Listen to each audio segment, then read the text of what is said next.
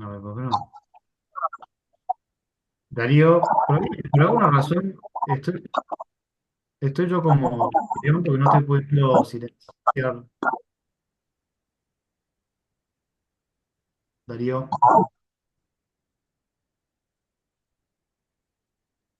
Perdón, no se lo escuchaba. Estoy tratando de que lo desactive el audio. Eh, Ahí le profe, está. Sí, a ver, deme un segundo, deme un segundo, deme un segundo. ahí le está rebotando el audio. Ahí está, profe, listo. Ahí había algunos micrófonos abiertos y ahora sí. Gracias. Ah, pensé que yo no, pensé que no les podía como micrófono, pero Eh, ahora encontré la manera. bien, cualquier cosa. Dale, gracias, gracias. Bueno, bien, entonces no hubo problema con descargar los textos, tuvieron un primer acercamiento, pero no llegaron muy lejos, no hay ningún problema.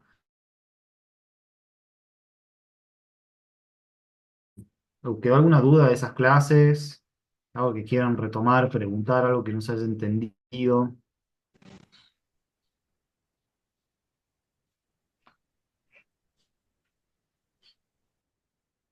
Bien, Resiliencia no lo pude leer, pero sí lo pudiste descargar. Buenísimo. Bueno, cuando tengan tiempo los leen. De las clases anteriores no quedó ninguna duda entonces.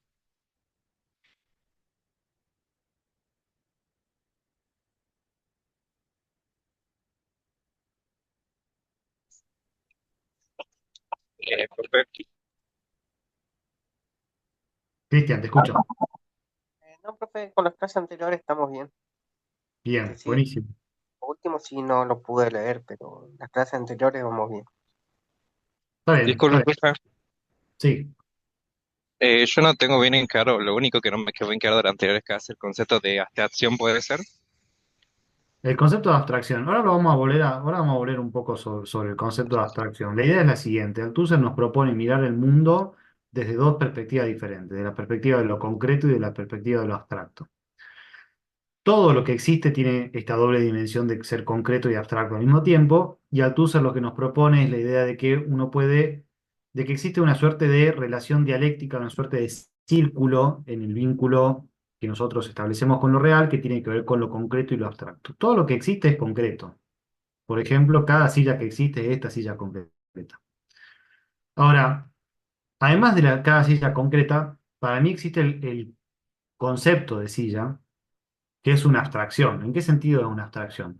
Yo le quito a la silla todo lo que no forma parte de la esencia de silla. Es decir, una silla puede ser de madera, puede ser de plástico, puede ser de metal. Yo le quito color, material, y me quedo con el concepto de silla. ¿Qué es el concepto de silla? Una cosa que sirve para sentarse. No importa si tiene una pata, tres o cinco, ¿no? Es una silla igual. Este concepto de silla es algo abstracto. ¿Por qué? Porque tiene validez general. Tiene validez general. Entonces lo que va a decir Althusser es, la filosofía es una manera de hacer con las abstracciones que me permite manipular algo del orden del pensamiento. ¿Qué del orden del pensamiento? Las relaciones entre conocimiento y poder. Entonces, una abstracción es todo aquello que tenga el carácter de la validez general.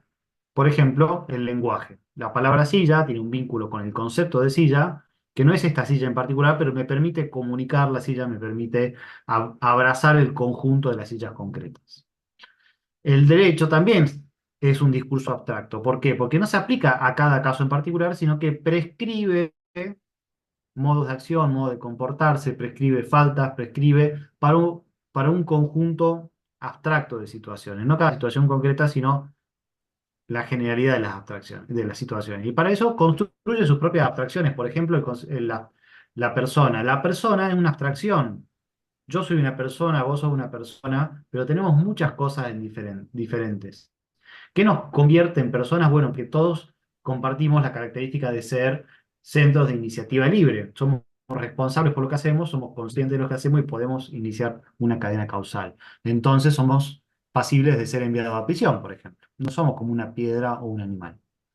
Entonces la abstracción es todo lo que forma parte del orden de la generalidad y que nos permite apropiarnos de lo real.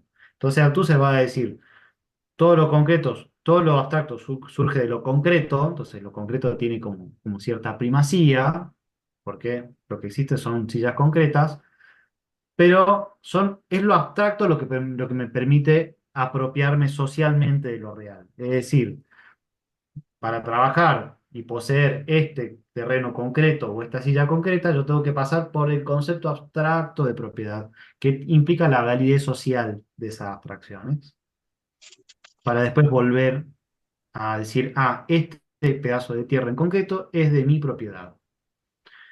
Y eso implica, los saberes técnicos forman parte del mundo de la...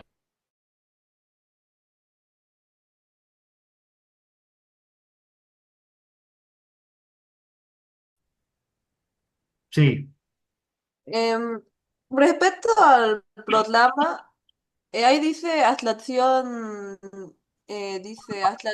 científica, técnica y filosófica. ¿Cómo sí. sería la filosófica? Eso no lo trabajamos en clase, no me interesa que lo comencemos ahora. Después lo vamos a profundizar. No sé quién está rebotando el audio. Después lo vamos a retomar porque vamos a volver a trabajar sobre el Althusser. Por ahora, a mí me interesa que se comprende esta primera idea. Todo lo que existe puede verse desde la perspectiva de lo concreto y de lo abstracto. Y de ahí nosotros distinguimos diferentes formas de hacer con la abstracción. Y eso lo vimos en la clase pasada. La religión intenta explicar todo. La filosofía también intenta explicar todo, pero de manera diferente al que lo hace la religión, porque no apela a historias o genealogías. Entonces ya tenés diferentes maneras de hacer con la abstracción. La ciencia intenta producir conocimiento de un sector particular de los entes y no de los entes en general. Entonces ahí tenés la distinción entre religión, filosofía y ciencia y diferentes maneras de hacer con la abstracción en cada caso. Gracias, profe. Sí, ¿Se entiende? otra pregunta. Entonces, la anterior clase ya estaría como terminando la unidad uno y ahora vamos a ver la unidad 2, ¿no? Ahora arrancamos con unidad 2 que arranca con los textos de Bernat. Vamos a trabajar Bernat, vamos a trabajar Foucault, vamos a trabajar a Platón y Aristóteles. Ah, bueno, Sí, profe, gracias. buenísimo. Si entran en la solapa del aula virtual de la unidad 2, ahí están descritos los textos y los contenidos. Alguien tuvo problema para bajar el texto de Bernat. ¿Qué pasó?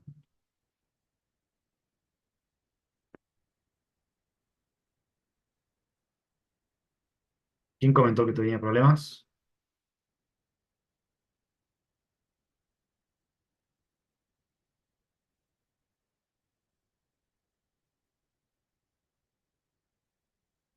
A ver.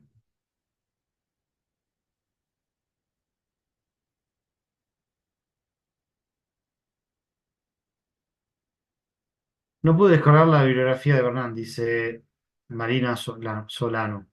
Y Silvina dice que no se escucha, pero me están escuchando porque venimos hablando. ¿Se escucha, no?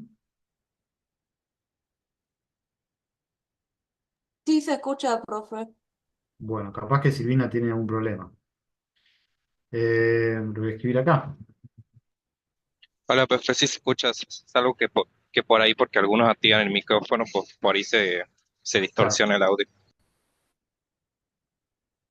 Eh, Alguien dice, no pude descargar el texto. Qué raro, pero el resto sí pudo descargar el texto de Bernat, ¿verdad?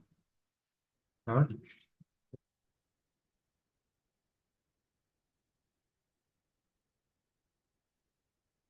un segundito. A ver qué pasa acá con el tema de este texto.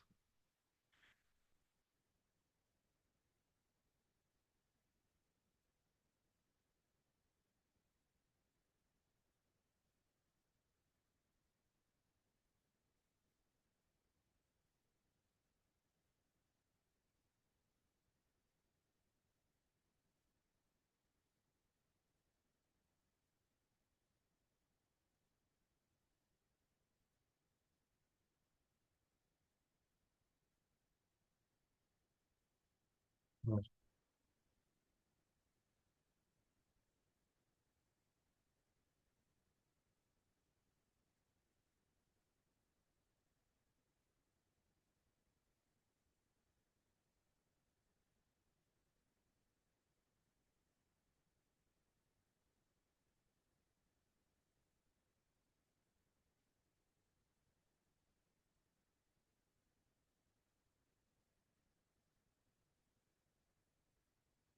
Bueno, mira, no, Marina, no se me ocurre qué problema podría llegar a estar teniendo con el tema del texto de Bernat. Yo recién ingresé a la solapa de la unidad 2, apreté en el texto de Bernat y me abre sin problema una página donde puedes descargar el texto. No deberías tener ningún problema. De todas maneras, Profe, sí. em, si ella está en el grupo de WhatsApp, yo le puedo pasar el archivo. Bueno, Marina, podés aprovechar ahí la gauchada de Florencia. Gracias, Florencia, por ofrecerte. O que me Y pase su número en el chat y yo se lo paso. bien, buenísimo. Dale, pueden hacer así. Pueden Bueno, hacer. profesor, gracias. No, por favor, no hay ningún Bueno, problema. gracias. Bueno,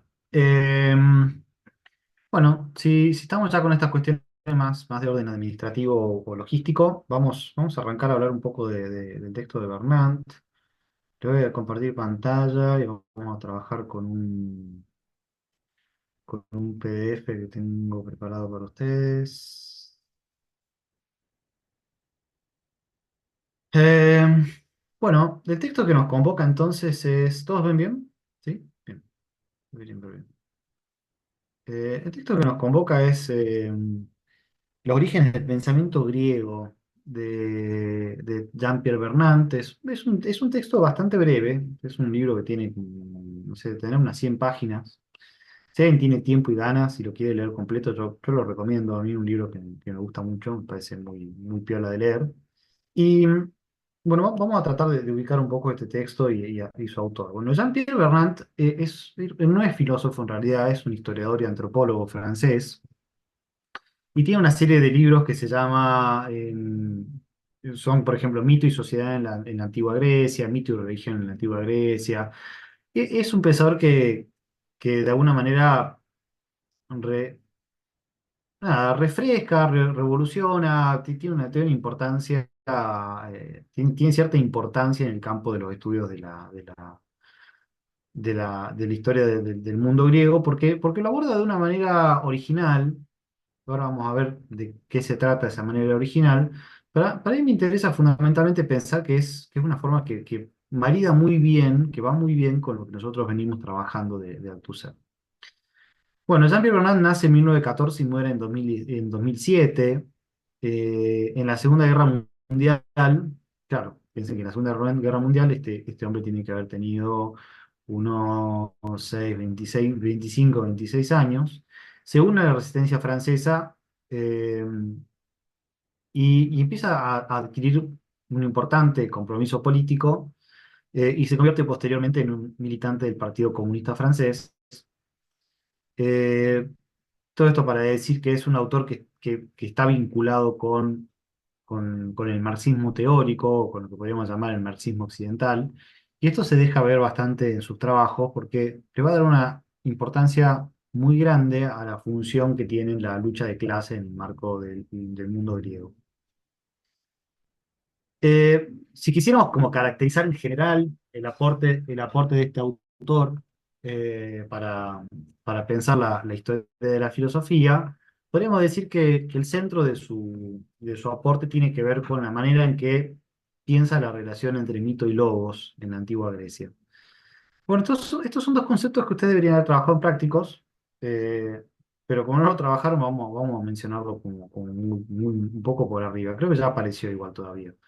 La palabra logos y la palabra mito son dos palabras que prácticamente transliteran la palabra original griega. Y la palabra mitos se refiere fundamentalmente a todos esos relatos de los que venimos hablando, que son relatos cosmogónicos, que son relatos teogónicos, que son relatos antropogónicos, es decir, relatos sobre la génesis del mundo, del orden del mundo, del universo, del origen de los dioses, del origen de los hombres, y que tienen esta estructura genealógica que nosotros habíamos señalado como típica del mito, digamos, ¿no? Son relatos que en general tienen que ver con la voluntad de una figura creadora, que tienen que generar el mundo ya sea por medio de poderes, ya sea por medio de relaciones sexuales, ya sea por medio de un engendramiento que semeja la reproducción biológica. Eh, y que más o menos nos permite darle un orden al mundo. Y vamos a decir que es un poco la religión de este mundo griego. Tenemos que pensar que también que es una religión muy diferente a la nuestra, digamos, una religión que no tiene una institucionalidad, una doctrina tan acabada como por ejemplo acontece con la religión cristiana, católica en nuestro continente, en la cual hay muchos relatos que compiten, donde hay muchos dioses, donde es una religión que de sus orígenes presenta cierto carácter inestable. Y la palabra logos, por su parte, es una palabra también bastante polisémica, o sea, tiene muchos sentidos, y desde su origen significa discurso racional, significa argumento, significa razón, y lo que queremos decir acá con relación entre mito y logos es la pregunta que nos hacemos, y la pregunta con la que nos hacemos con Fernante es, bueno, la filosofía existe. ¿Podemos datar cuándo y dónde nace la filosofía como tal? Y con filosofía, capaz que nos estamos refiriendo en este momento a algo un poco más general, y nos referimos más bien al logos, es decir, nos referimos a una forma peculiar de razonar que va a cambiar un poco o que se va a expandir posteriormente a lo largo de Occidente y que va a dominar un poco el pensamiento científico y que contrasta mucho con lo que había hasta ese momento. Empieza a aparecer un discurso, empieza a aparecer una reflexión muy profunda acerca del mundo que intenta explicarlo más allá de los relatos míticos. Y ahí ubicábamos la figura de los físicos jónicos, que son pensadores que intentan reflexionar acerca del origen del universo y que van a ofrecer explicaciones del tipo, bueno, el origen de todo es el agua, el origen de todo es el viento, el origen de todo es algún elemento que no tiene que ver con una voluntad creadora, sino que tiene que ver con leyes inmanentes del mundo. Aparecen reflexiones respecto del uso del lenguaje, aparece la matemática como reflexión acerca de objetos abstractos, de nuevo acá aparece la abstracción. Los objetos matemáticos tienen validez general, no y a eso nos referimos con abstracción. No hablan acerca de esta cosa triangular particular, sino del triángulo como concepto general y trata de describir sus características. Y entonces acá vuelvo a la pregunta que hacía una compañera: ¿cuál es la diferencia entre la abstracción científica y la abstracción religiosa? Y la abstracción científica busca producir conocimientos para el universo total de los casos dentro de una porción de lo ente, digamos. Elige dentro del mundo de lo ente las formas geométricas, por ejemplo, para el caso de la geometría, los triángulos, y la reflexión sobre ese tipo de abstracciones es válida para el universo de todas esas cosas dentro de ese ámbito particular. El discurso religioso, por su parte, intenta explicar todo lo que existe. No está centrado en una parte del ente, sino en todo lo que puede llegar a existir. Intenta dar una respuesta para todo. La filosofía también, pero no lo hace digamos que intenta hacer lo mismo que hace la religión, pero con las herramientas de la ciencia. Intenta explicar la naturaleza de todo lo que existe, pero sin apelar a un relato religioso genealógico, sino apelando a abstracciones. Y eso es lo que nos propone Althusser. Althusser dice, la filosofía nace cuando la ciencia de la matemática le disputa el dominio sobre las abstracciones a la religión. Entonces aparece un lugar intermedio. La filosofía como lugar donde se juega las relaciones de poder y el orden social a través del conocimiento. ¿Bien? Em, bueno, Bernard nos ofrece cierta novedad acerca de la relación entre mito y logos, que contraría algunas de las interpretaciones tradicionales. Em, digamos que contraría un tipo de lectura bastante peculiar que estaba extendida en la reflexión. Déjeme un segundo que voy a cerrar la ventana. Extendida en la reflexión historiográfica hasta el momento, que es lo que vamos a llamar la tesis del milagro griego. La tesis del milagro griego tiene que ver con la idea de que aparentemente como que Grecia constituiría una suerte de sociedad privilegiada, de gente muy, muy inteligente, muy dotada para el raciocinio, que inventa la razón en general de un momento para el otro. y deja para siempre el mundo del mito, digamos, ¿no? Como si hubiese una suerte de evolución lineal y una discontinuidad radical entre el mundo del mito y el mundo del logos. Bueno, Bertrand va a volver sus pasos sobre el mundo griego y va a decir, bueno, esto no es así bajo ningún concepto, lo que hay es un proceso mucho más complejo que tiene que ver con la convivencia entre mitos y logos. Ese logos o esa racionalidad que se descubre en el mundo griego no es la razón en general, sino que es un tipo de racionalidad en particular que después se va a expandir. Eh, y hay una relación mucho más compleja que tiene que ver con la relación entre prácticas sociales, religiosas y políticas en el marco de la polis griega, es decir, la ciudad griega. Fernand va a decir, la filosofía nace en el marco muy peculiar de unas nuevas prácticas sociales y el logos hay que verla como una suerte de producto del mundo de la polis griega, donde polis usualmente lo traducimos como ciudad, pero tiene que ver con una estructura muy específica que vamos a pasar a revisar hoy. Entonces no es que el mito es simplemente la manera en que los ignorantes construyen su reflexión acerca del mundo, sino que piensa Bernard que tiene una consistencia propia, es una manera de ver el mundo tan válida como el logos, convive con el logos durante mucho tiempo, eh, pero va a empezar a transformar su funcionamiento cuando se encuentre con la filosofía y con el mundo de la ciudad en la Grecia antigua.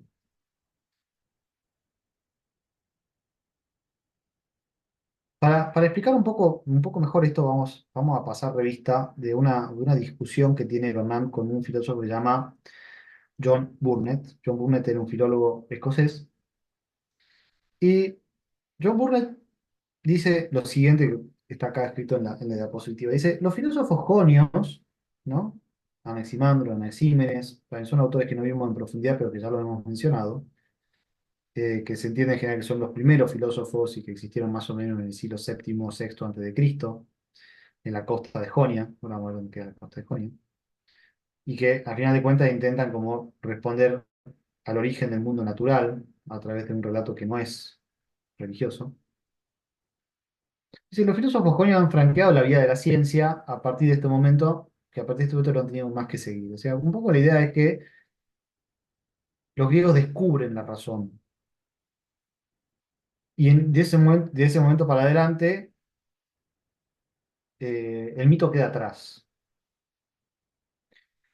Para Burnet no tiene sentido buscar los orígenes de la razón, simplemente nace.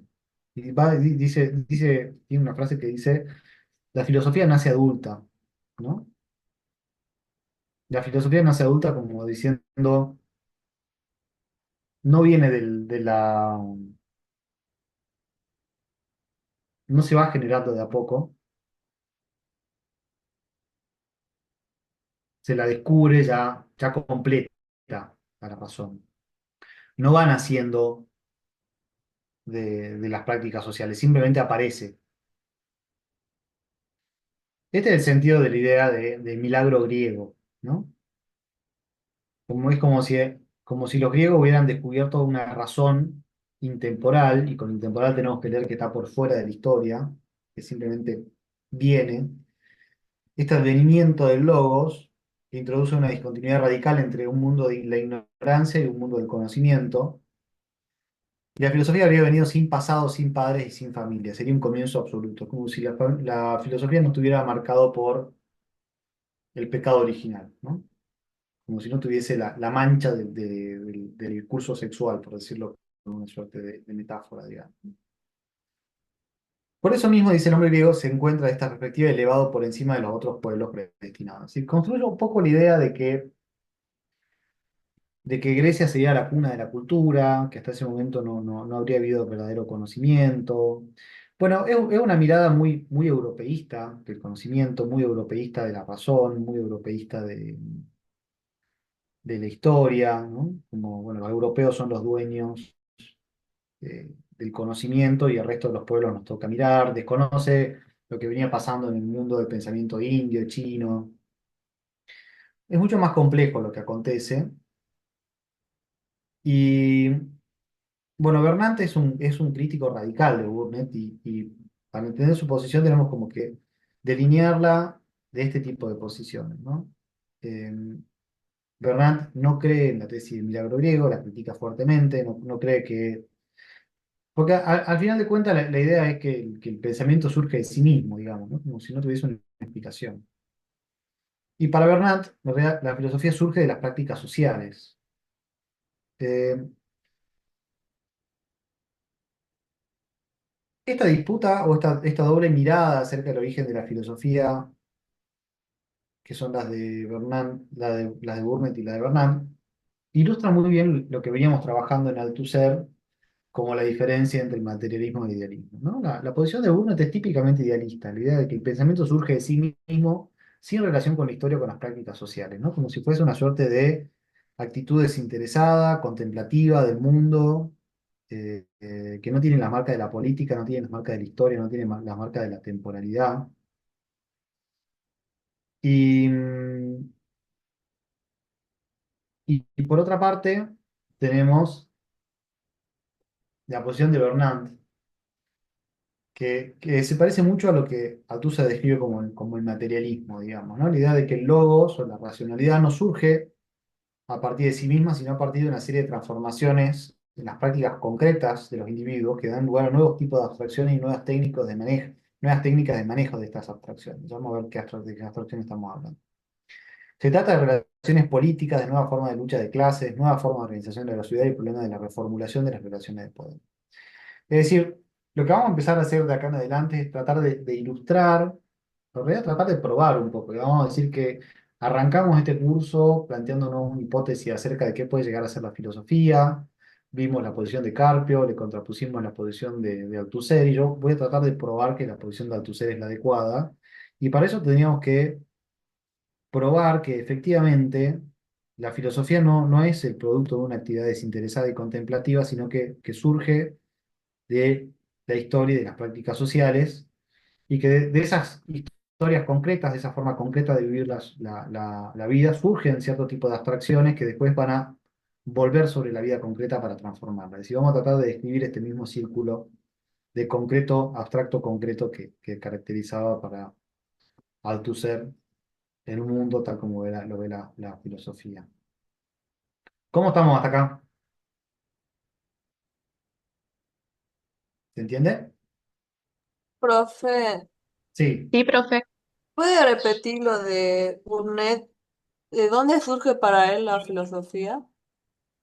Burnett es un exponente de la tesis del milagro griego. ¿Qué significa esto? Que la filosofía surge de la propia inteligencia, de la contemplación de un grupo de individuos muy peculiares, que son los griegos, que simplemente habría accedido a la razón sin más. Bien, entonces podemos decir que en realidad Burnett no da una explicación de dónde surge la filosofía o el logos o la racionalidad, sino que simplemente él identifica el mundo griego como una suerte de milagro que transforma para siempre la historia del pensamiento. Y esta es una mirada que caracterizamos como idealista, porque de alguna manera, si vos preguntás ¿de dónde viene el pensamiento racional? Burnett diría del pensamiento racional. Es decir, no constituye una explicación para nuestro gusto, que estamos intentando mirar esto de una perspectiva materialista. Una perspectiva materialista tiene que darle primacía a la historia sobre el pensamiento, a las prácticas sobre la teoría, a lo concreto sobre lo abstracto, y tratar de explicar las cosas desde ahí. No quiere decir que la filosofía materialista no piense en lo abstracto, sino que le da primacía a lo concreto. Entonces vamos a tener que buscar en las prácticas cuál es el origen de este tipo de abstracciones nuevas. ¿Se entiende, Florencia? Sí, profe, gracias. Bien. Em,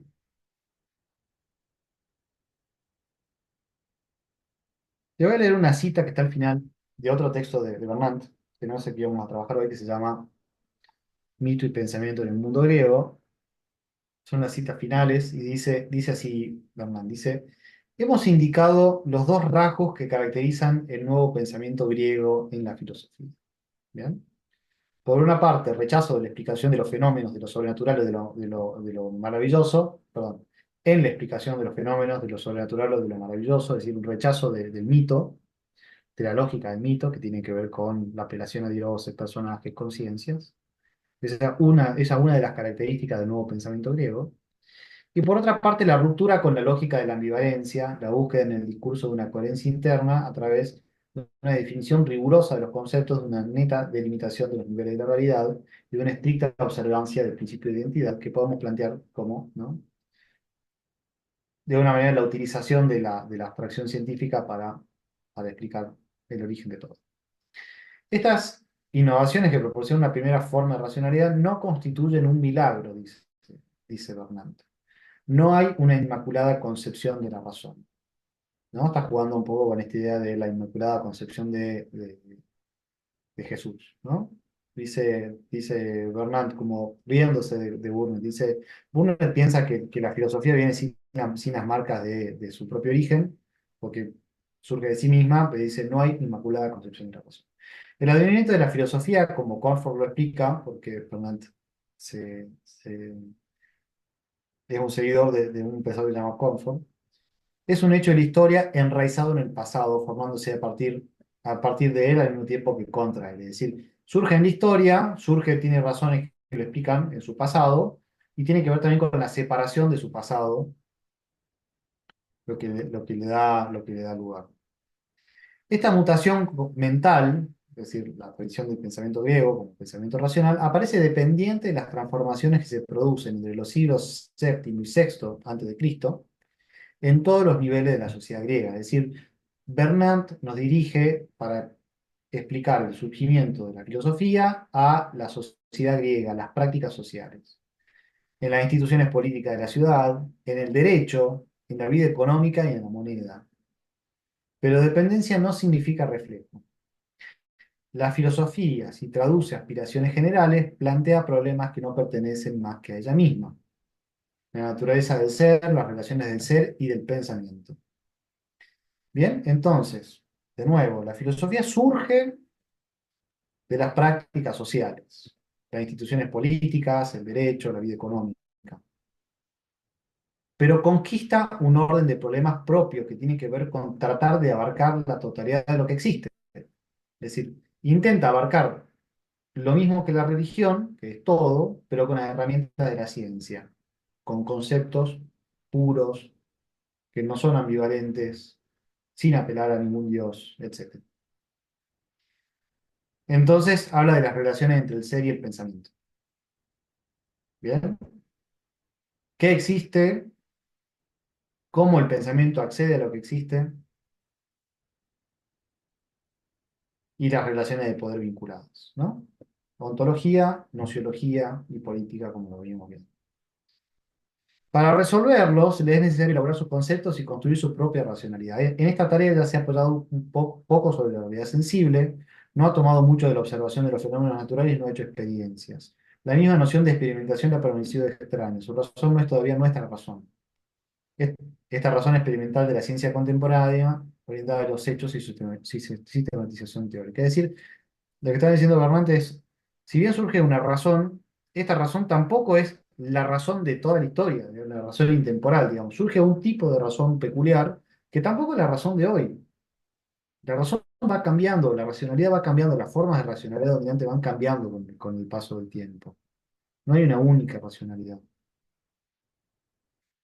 Y nos estamos preguntando por esta racionalidad griega en particular. Dice, esta racionalidad griega ha identificado una matemática que es una primera formalización de la experiencia sensible, pero no ha intentado utilizarla en la exploración de la realidad física. Es decir, no es la misma ciencia.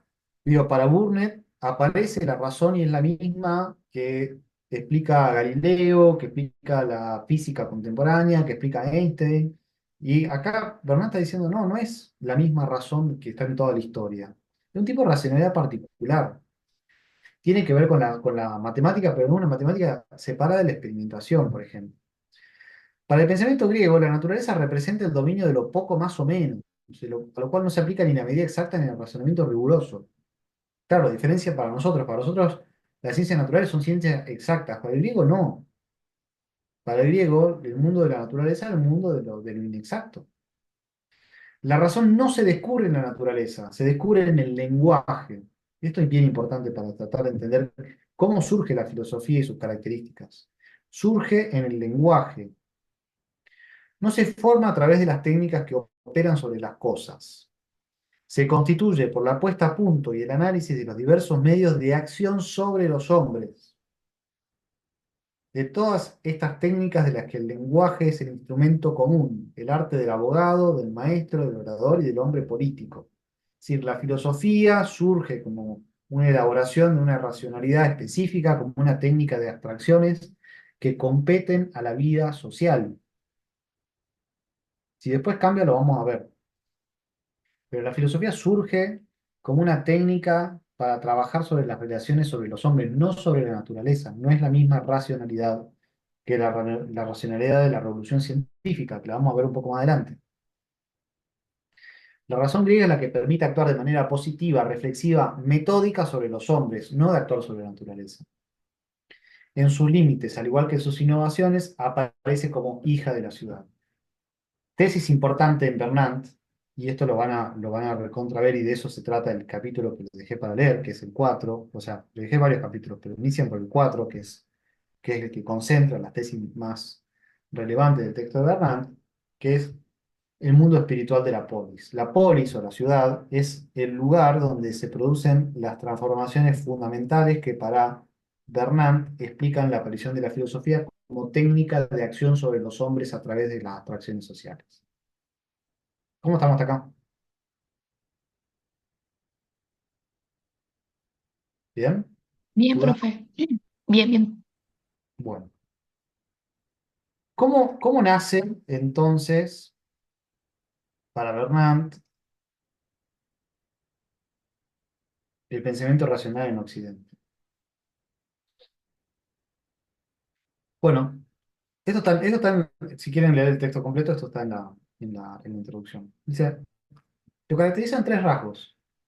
Se constituye una esfera de pensamiento extraña y exterior a la religión, y he publicado los físicos jónicos, que hablan de la génesis del cosmos y los fenómenos naturales, de explicaciones que no tienen que ver con la religión, que son profanas, que tienen un espíritu positivo, es decir, que te explican a partir de lo que se puede ver.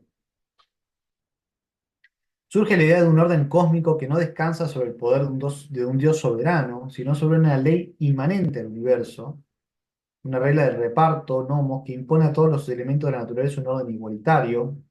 La naturaleza aparece como algo abstracto, aparece como algo abstracto. Aparece un pensamiento de carácter geométrico que proyecta sobre el mundo físico un marco espacial de relaciones recíprocas diferentes a las cualidades religiosas de lo celeste y lo infernal. Es decir, si el mundo religioso distinguía dentro del espacio un espacio de lo celeste y un espacio de lo infernal, la mirada científica, la mirada filosófica, la mirada del logo que surge acá, va a proyectar sobre el mundo algo muy parecido a lo que acontece con el espacio geométrico que describe Euclides, es decir, un espacio en el cual todos los puntos están en un mismo plano, todo lo real aparece en un mismo plano. Y así como no hay un Dios que cumple una función jerárquica y que ordene todo, el principio unificador de todo lo existente está en el mismo plano que lo existente, no está en un plano ajeno. No es que está el plano de lo divino y el plano de lo real, está todo unido. Aunque sí vamos a ver que hay una diferencia entre lo aparente y lo esencial, o lo aparente y lo profundo. Y vamos a ver que en Platón aparece, por ejemplo, el plano de las ideas y el plano de lo sensible.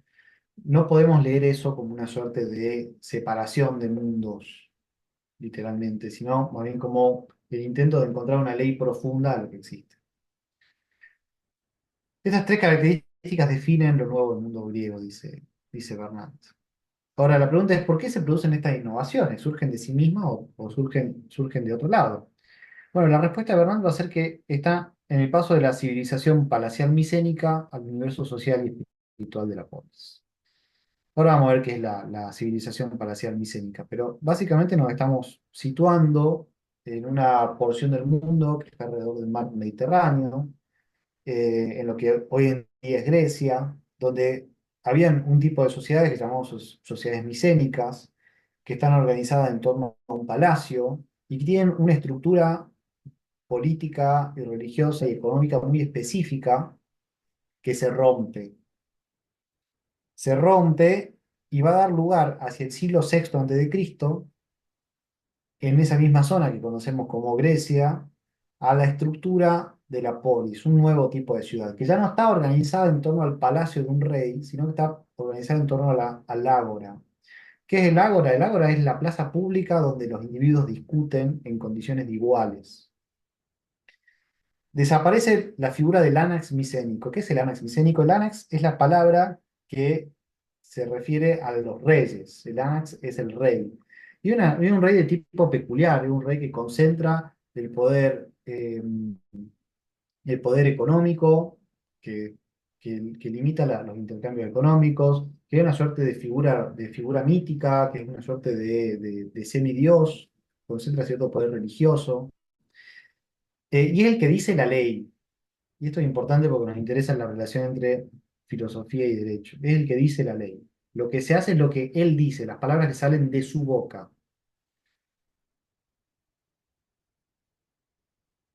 La función de la escritura, por ejemplo, está en la mano de una clase especial de individuos que son los escribas, em, y que concentran, son los únicos que saben cómo escribir y viven en el palacio. Entonces tenemos civilización palacial micénica que concentra el poder. Aparece la figura del Anax, que concentra el poder económico, religioso, político e intelectual, que está todo unido al palacio, también el poder militar. Entonces van a ver clases muy especializadas de individuos que cumplen estas funciones, que tienen que ver con decir el derecho, que tienen que ver con em, tener acceso a la capacidad de culto, tener ciertos conocimientos religiosos, ciertos elementos de culto específicos, talismanes, reliquias que les permiten acceder al favor de unos dioses en particular y que también están guardadas dentro del palacio. El conocimiento de la utilización de la palabra, hay una clase muy específica de escribas que viven solamente en el palacio y que se dedican a escribir para organizar funciones administrativas, para tener recuento de los recursos, de las transacciones, de las cosechas, una palabra muy vinculada a lo económico y lo utilitario, y en todo caso a veces a lo religioso, y que está en poder de una clase muy específica de escribas. Dicho sea de paso, es una sociedad en la cual se escribe en forma de lineal B. Em, la función guerrera también está vinculada a una aristocracia guerrera, que es la única que puede acceder a esta función. Vamos a ver también que hay un tipo de tecnología guerrera específica que tiene que ver con el uso de caballos y de carros de guerra, que son los aurigas. Entonces, todas estas funciones religiosas, guerreras, económicas, políticas, intelectuales, aparecen muy centradas en el palacio. Y eso es lo que llamamos civilización palacial micénica. Ese es el tipo de sociedad que organiza la vida social en el mundo griego desde el siglo II antes de Cristo hasta el siglo VIII antes de Cristo. Y en el siglo VII, sexto, aparece un nuevo tipo de sociedad, completamente diferente, que es la sociedad de la polis griega. Y en la sociedad de la polis griega, las cosas cambian. Y acá aparecen estos elementos que están acá abajo. La palabra se convierte en un instrumento público de debate y un arma política por excelencia, instrumento de la supremacía del Estado. Todo el mundo empieza a acceder a a la palabra y a la escritura, y aparece la centralidad de la palabra como forma de construir poder. Ya no está vinculado con una persona en particular, sino quien tiene poder es quien sabe manejar la palabra. La escritura promueve la publicidad de la palabra y el acceso a la cultura, como también la exterioridad de las leyes o decretos que se vuelven objeto de controversia. La ley se empieza a escribir, ya no es la ley lo que dice el rey, lo que dice el Anax. La ley se escribe en piedras que están ubicadas en zonas públicas de la polis. Todo el mundo puede leer esas leyes y se pueden discutir y son objeto de análisis racional. Y eso antes no pasaba. Si no decía el rey la ley, no se escuchaba la ley. Y aparece una sustitución de antiguas relaciones jerárquicas de dominación, es decir, donde el Anax está en la cúspide del poder político y todo el mundo es su vasallo, que reproduce muy bien lo que aparece en los relatos míticos. Hay un dios que gana, que se convierte en el rey de los dioses y que domina sobre el resto, por ejemplo, Zeus. Y aparece un nuevo tipo de relaciones políticas que están fundadas en la simetría, en la reversibilidad, en la reciprocidad entre los ciudadanos que aparecen como iguales. Todos aparecen con igual derecho al acceso al poder. Todo esto es nuevo, no había hasta este momento eso. Y eso empieza a hacer que la relación con la tradición se vuelva problemática.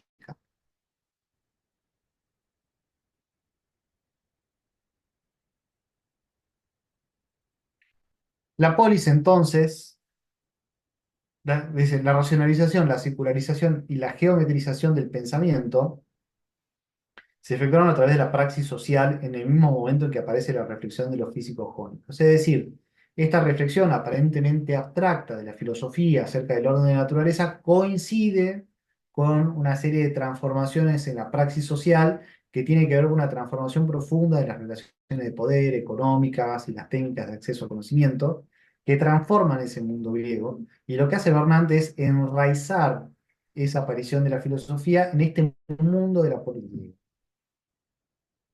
La primera sofía de los sabios de Grecia fue una reflexión moral política que responde a la crisis de poder y a la aparición de una ley igualitaria. Es decir, la filosofía aparece muy vinculada en sus orígenes a la crisis de poder generada por la desaparición de los reinos micénicos. Y entonces se constituye un nuevo mundo que es el mundo de la polis, que está regulado por la isonomía. ¿Qué es la isonomía? Es la igualdad ante la ley de todos los individuos.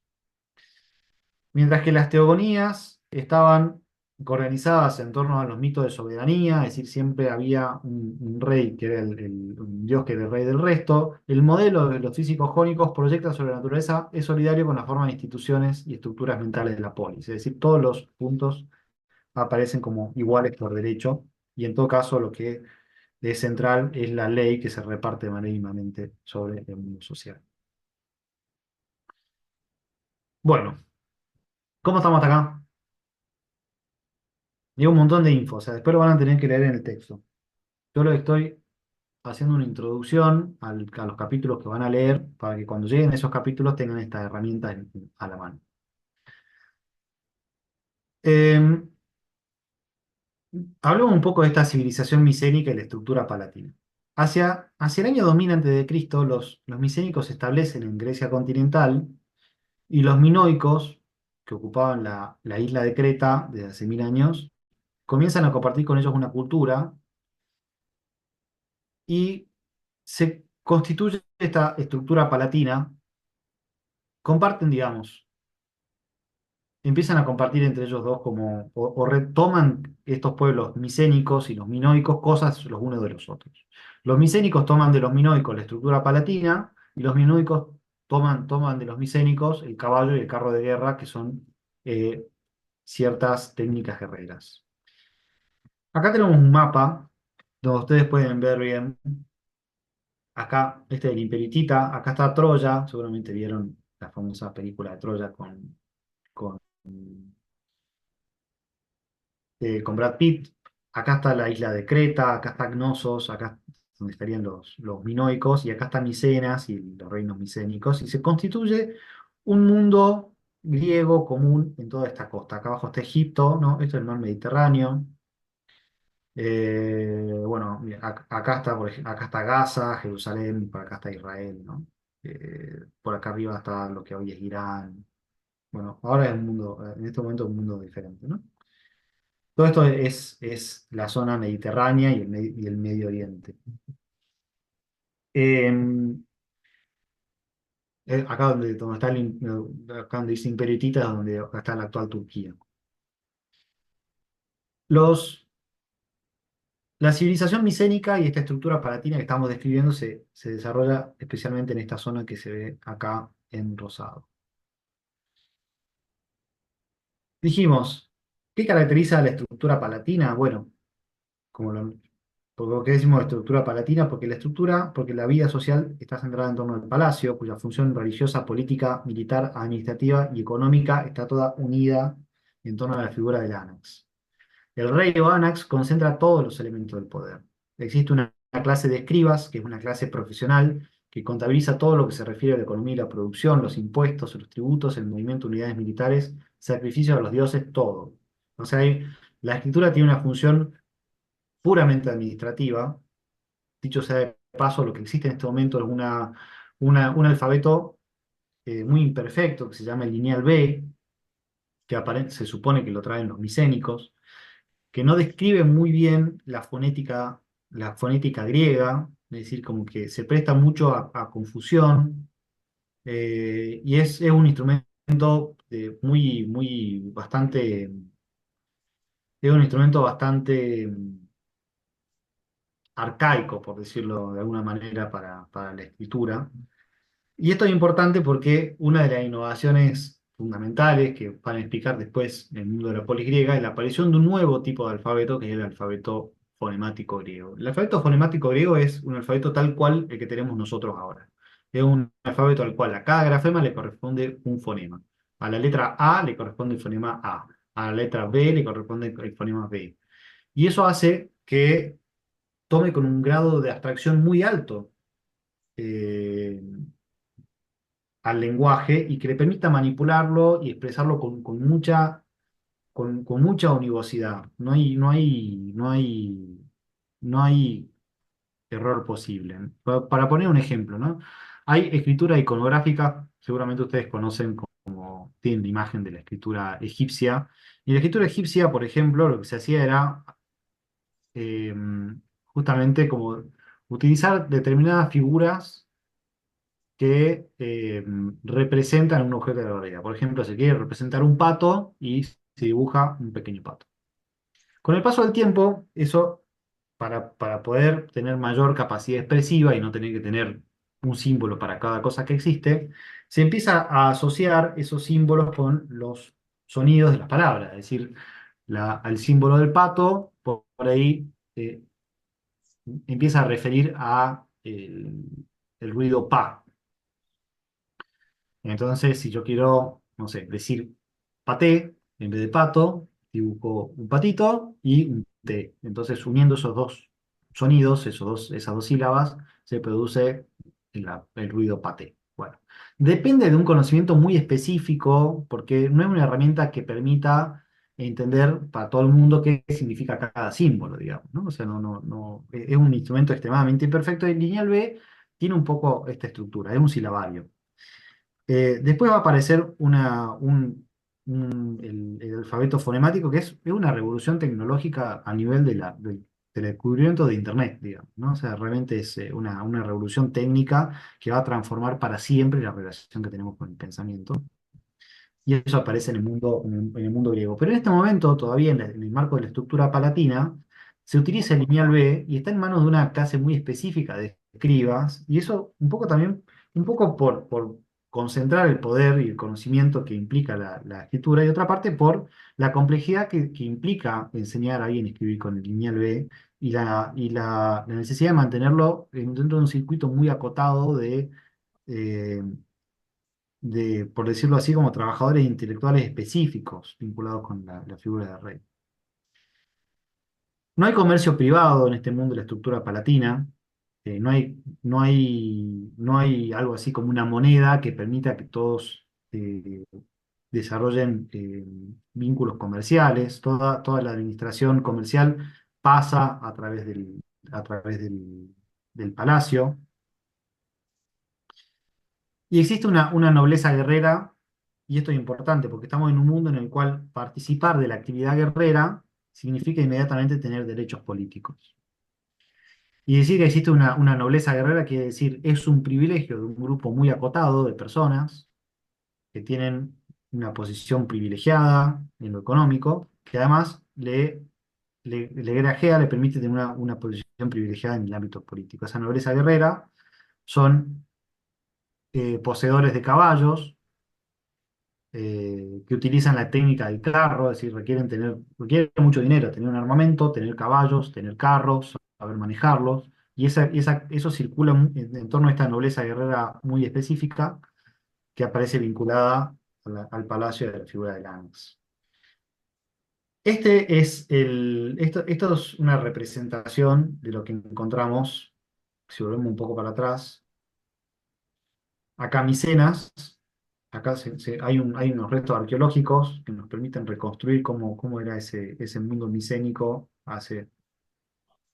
eh, hacia atrás de los 1000 años antes de Cristo.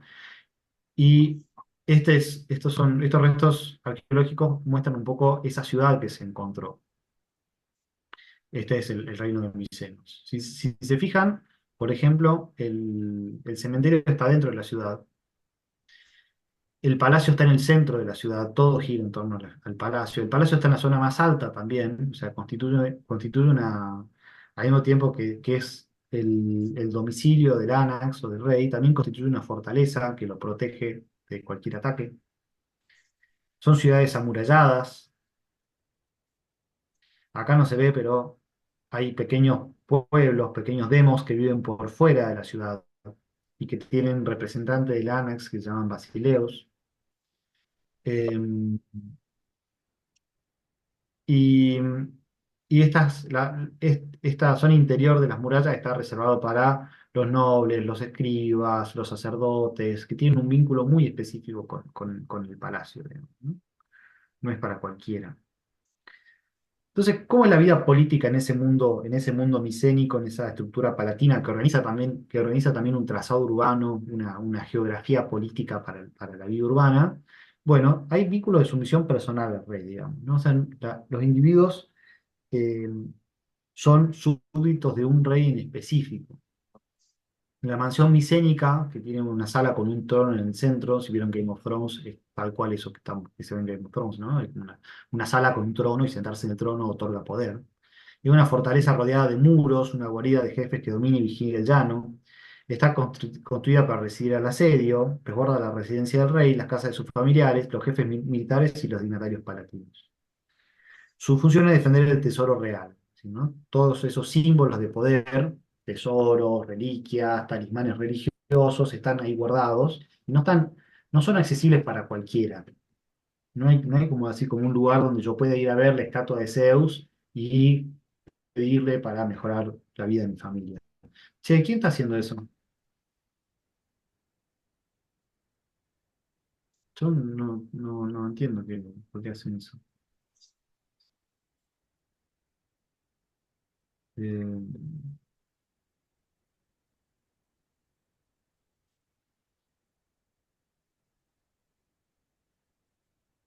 Tengan un poco de cuidado.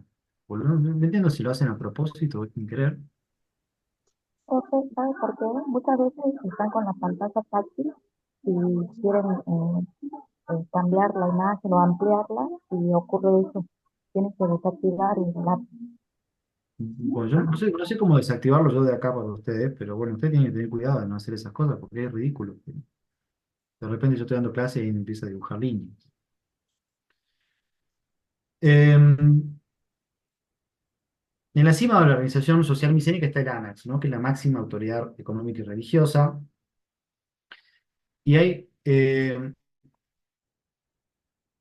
Y contrasta con el mundo del demos, digamos, ¿no? El régimen de tenencia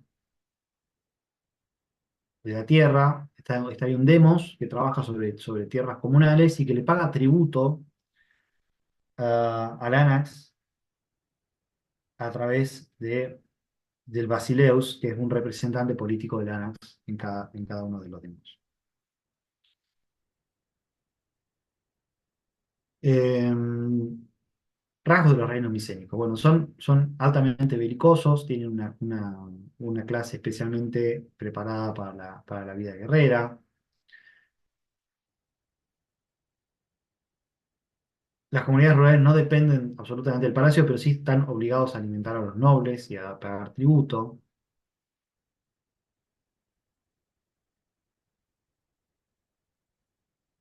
La escritura circula dentro de una clase muy específica, de un grupo cerrado de escribas.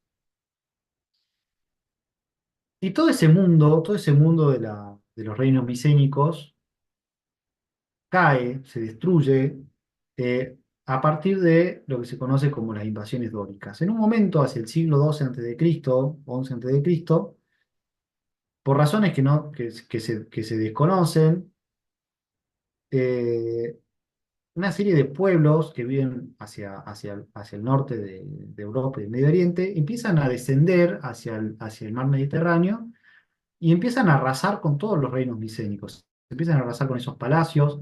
De hecho, todo lo que conocemos acerca de la escritura lineal B tiene que ver con, se escribía en ese momento con tablillas de cerámica. Y las tablillas de cerámica que conservamos fueron cocidas, según parece, después de incendios, que se usaban para escribir cuentas y después se las borraba y se las volvía a reutilizar. Y quedaron cocidas por el fuego que hizo arder a los palacios y que los llevó a la ruina. Y junto con todo ese proceso se pierde la forma de escritura, desaparece la figura del ánax, destruye la distribución cerrada entre gremios, es decir, individuos vinculados con la arquitectura y otros que funcionan en otras actividades, y desconocemos qué es lo que pasa en ese contexto, qué es lo que pasa en ese proceso, porque no tenemos registro escrito de qué pasó. Entra lo que se llama como una edad oscura que dura unos 300 años en este mundo griego, y volvemos a tener noticia de este mundo más o menos hacia el siglo octavo o séptimo antes de Cristo, cuando el mundo griego redescubre la escritura, pero ya no va a ser el lineal B, sino este alfabeto fonemático que yo había mencionado, que ellos reciben de los fenicios y que ajustan para representar de mejor manera la forma de hablar de los griegos. Acá hay una representación de las aurigas, ¿no? Estos son las aurigas, son una técnica especial de lucha que tiene que ver con atar caballos a un carro. El auriga es el que maneja los caballos y siempre está acompañado de un lancero, por ejemplo, que es el que va a atacar. Bueno, las invasiones dóricas destruyen este conjunto, separan el mundo griego de Oriente, o sea, de alguna manera hace que el mundo griego se cierre sobre sí mismo, se pierde el lineal B, y acá tenemos un mapa de lo que podría haber llegado a suceder, digamos, ¿no? Son diferentes pueblos del norte que empiezan a dominar diferentes partes de este mundo griego, ¿no? Los dorios, que destruyen toda la parte del Micenas. Eh, los tracios van a destruir al Imperio hitita, y lo que se suele llamar pueblo del mar, que no se sabe exactamente quiénes son, bajan y van a enfrentar acá con Egipto, que sin embargo Egipto los va a repeler, y no van a ser destruidos como acontece con el mundo micénico o el mundo hitita. Los asirios también permanecen. Y se va a configurar un nuevo mundo, que es este que estamos viendo ahora, ¿no? Acá tenemos como este mundo griego, y van a aparecer los fenicios, que son un pueblo muy volcado hacia el mar, muy volcado hacia la navegación, que va a conectar todas estas costas, y se va a reconstruir como este mundo griego nuevo, que va a presentar una serie de polis.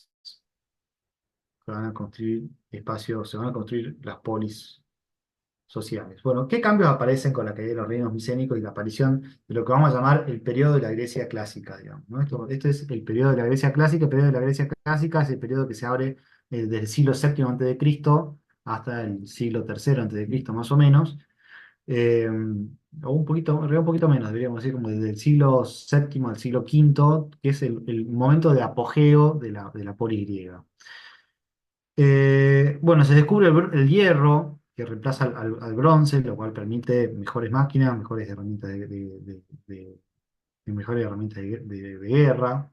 Aparecen nuevas técnicas de nuevas técnicas funerarias. Por ejemplo, la cremación reemplaza a la inhumación.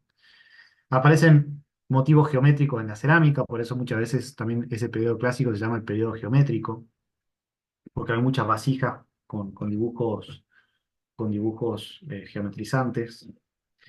Eh, en la lengua desaparecen algunos términos del mundo micénico, como la palabra anax desaparece completamente, persiste el término basileo, pero además desaparece el lineal B y aparece el alfabeto fonemático. Y aparece un nuevo problema, digamos, ¿no? Aparece un problema político muy grave, porque antes todo este mundo estaba unificado por la figura del anax, pero ahora empieza a haber una confrontación, una nueva forma de lucha de clases que va a contraponer eh, la aristocracia guerrera, que ahora está atravesada por luchas intestinas, porque los diferentes grupos de nobles se van a empezar a disputar el poder, y por otra parte, las comunidades aldeanas de los demos, de los pueblos que estaban por fuera de la ciudad y que empiezan a reclamar también su porción de poder. Bueno, aparece en este marco la figura de los sabios, que estuvimos trabajando en las primeras clases, que es más o menos intercambiable con la figura del filósofo. Eh, y ya desaparece esta figura del Anax como una suerte de rey que además tiene como funciones religiosas y que es una suerte de semidios, sino que de alguna manera se vuelve más abstracto el espacio de poder, se vuelve un lugar que diferentes individuos pueden ocupar más allá de sus características concretas peculiares. En Atenas, que es una ciudad que nos interesa bastante porque es donde florece mucho la filosofía y muchos de los autores que vamos a trabajar desarrollan su actividad en Atenas, Platón, Aristóteles, Sócrates. El cambio es bastante gradual. El soberano queda separado del poder militar y religioso y aparecen como nuevas figuras como el polemarca que se dedica específicamente a la función militar. La función del sacerdocio también queda desvinculada, aparece como una desagregación de esta serie de funciones sociales, militar, política, religiosa, en diferentes individuos. Aparece el problema de la unificación social, con esta tensión que va a mencionar Bernante entre Eris y Filía, que va a caracterizar a la vida en la polis eh, como una vida agonal, como una vida de enfrentamiento, de discusión, de lucha por el poder.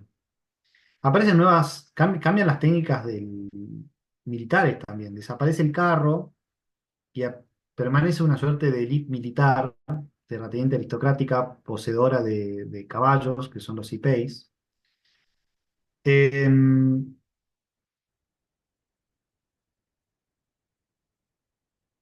Pero ya no tiene el privilegio que tenía antes, porque se empieza a democratizar también la función religiosa gracias a la aparición del hoplita. Acá hay algo muy importante, y Bernante en el capítulo que ustedes van a trabajar va a ser mucho eje en esto, digamos, ¿no?